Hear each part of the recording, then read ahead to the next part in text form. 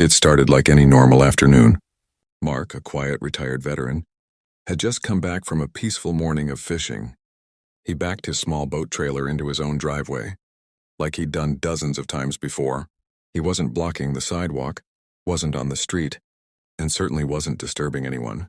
But that evening, he found something on his door that made his blood boil. A notice from the HOA, stating that he was in violation of the community rulebook for parking a non-passenger vehicle in the driveway.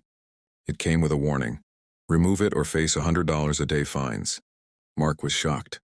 He checked the HOA guidelines. Sure enough, there was a vague clause about trailers, but nothing specific. He figured it must be a mistake and called the HOA office. Instead of understanding, they doubled down. Rules are rules, they said coldly. You can't park it there, period. No exceptions, no compromise. Mark tried reasoning, even offering to move it within the hour every time. But the HOA had already made up their minds. Then came the lawsuit. The HOA actually filed suit against Mark for repeated violations. They wanted him fined retroactively for every day.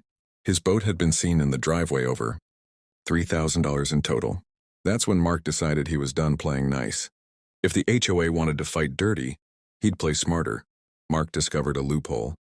His property happened to be one of the only homes that backed directly onto a small, public access lake. And in his county, property owners with direct water access could apply for a private use boat launch permit. It was rare. It required paperwork. But Mark had time, determination, and now motivation. In less than a month, his driveway had a new purpose. He had a crew dig out the edge of his backyard to connect directly to the water, slope the driveway, and add a reinforced ramp. He filed everything legally and got it approved. Soon, Mark's driveway was no longer just a driveway.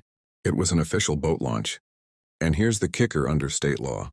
Because he had registered it for private launch use and opened limited hours to the public, it overrode local HOA parking regulations. Even better, Mark invited his fishing buddies and local boaters to come use it just a few days a week.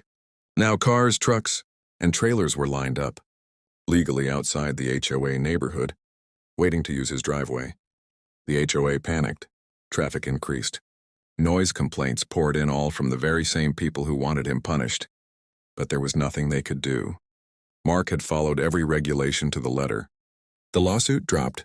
The fines voided. The boat launch still active. Mark now enjoys his mornings fishing like always, but with a little extra satisfaction. As he puts it, they wanted to control my driveway. Now the whole neighborhood hears about it every weekend.